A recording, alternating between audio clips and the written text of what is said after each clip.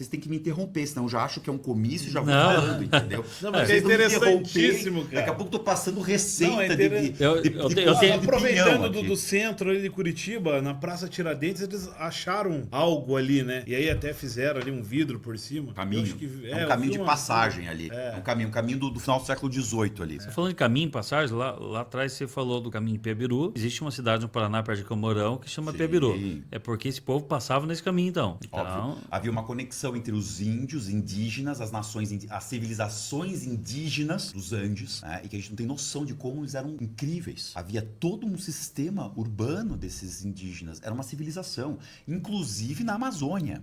O que hoje nós conhecemos como Amazônia era uma espécie de província desse grande império, desses grandes impérios. Ou seja, os incas já tinham desaparecido em 1492 e 1500. Já tinham sido extintos. Já era uma outra civilização, uma outra concepção, uma outra forma de arranjo social, inclusive expansionista e redentista daqueles indígenas. Então não eram nada atrasados, como a gente pensa. Vários cronistas, inclusive, nos dão a notícia de que quando, em 1492, o senhor Colombo estava incomodando os índios da América Central, os Mapuches do sul do Chile já estavam sabendo, havia um sistema de comunicação deles.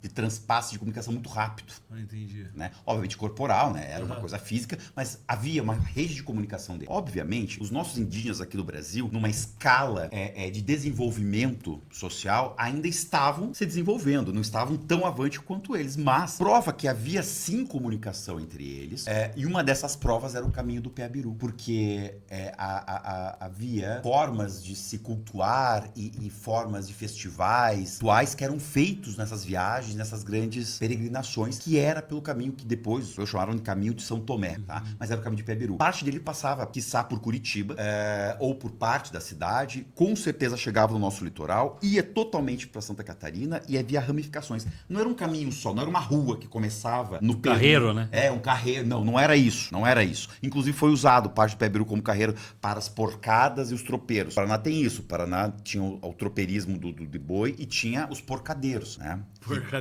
Tinha. É porque tinha porcos, eles andavam com porcos? Sim, aí era feita a viagem e tocava-se porcos como se tocava-se gado. Havia uns porcadeiros. Esses porcos veio de navio de algum lugar, né? Ou eram nativos? Então, o porco moderno, como a gente conhece, não é natural e não é nativo, não é endêmico da América. Ele foi trazido como a vaca, como o boi. Porcos vieram já nos primeiros anos. Os bois vieram a partir da institucionalização do governo do Brasil com o Mendes Sá, etc., né? E o primeiro governo, tal. Em 1530 começa a vir esses animais para dar subsistência para os portugueses que estavam aqui já começando a administrar de forma burocrática. Foi a Ana Pimentel quem trouxe a primeira vaca, disse que ela era viciada em leite. Vou tentar adivinhar o nome da vaca. Vaca Cherry. Não, que não existiu.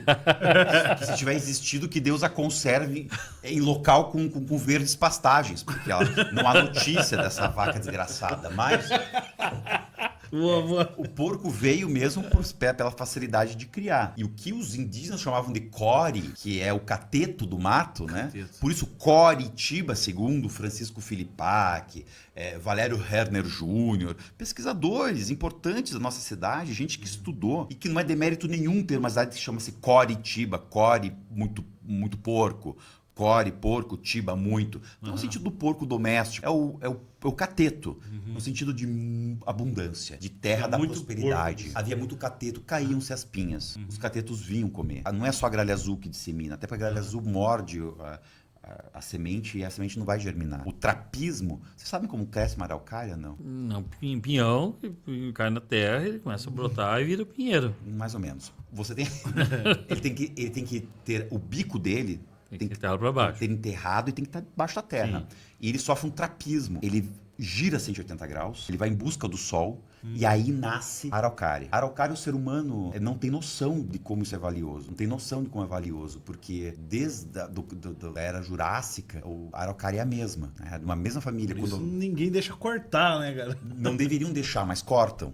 Mas cortam. Inclusive o poder público corta. E assim, não sei, hoje nós não temos noção de como que esse ser vivo, que é a araucária, transpassou 350 milhões de anos. Imutável, imutável. Do mesmo jeito sempre. Do mesmo jeito. É o único ser vivo que se mantém desde aquela era, que não existiam continentes, era uma massa de terra só, que é chamada de Pangeia, quando ela expande e pronto, e dissipa pelo globo, e até hoje ainda estamos andando, né?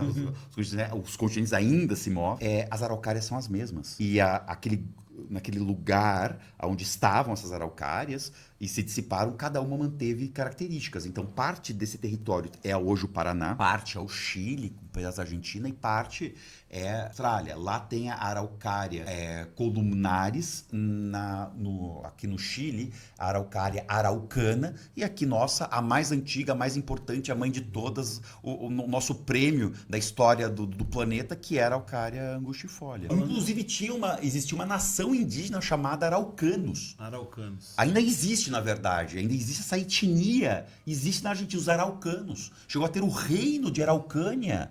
Chegou a ter um país na Argentina, reivindicado, inclusive, como reino, no final do século XIX, com o nome de Araucânia, que era um povo altamente identificado com isso, que, pronto, tinha um raio cultural que atingia parte do que hoje é o oeste do Paraná, por exemplo. Então, você tem que me interromper, já disse para vocês. Vai. Junta 3 pessoas, já quero fazer comício. Falando de araucária e tal, eu queria perguntar para você se tem algum estudo de alguma árvore existente ainda até hoje, que é tipo milenar, sei lá, a árvore mais antiga, de repente, que tem. Em Curitiba? É o Capão da Embuia. O Capão da Embuia chama-se Capão da Embuia porque tem uma embuia de 1.000 e quase 600 anos ali. Sério? Umas fontes dizem 1532, outras 1570. Tudo que aqui, aquela parte que era a nossa última porção de mata, de umbrófila mista, que é a nossa mata característica desses campos do primeiro Planalto, né? Que é um grande sedimento de granito, né? Que é o Planalto de Curitiba.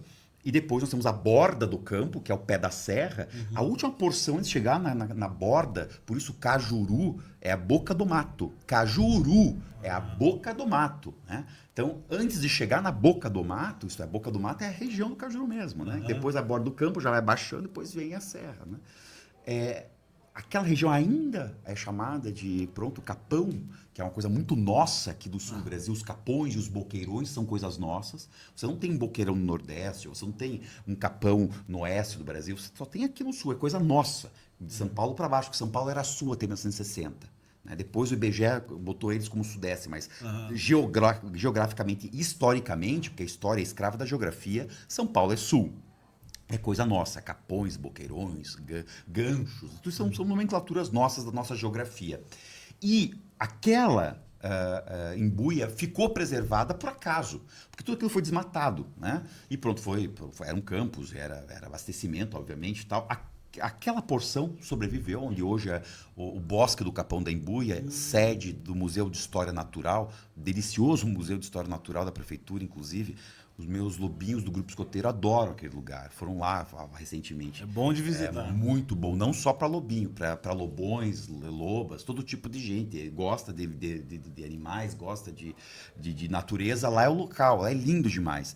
Ainda bem que não é um ponto turisticão, entendeu? Porque não enche, é muito bonito lá. E lá está a embuia que dá nome ao bairro, dá nome ao Capão. Uma embuia de pelo menos 1.600 anos. É muito que está de pé.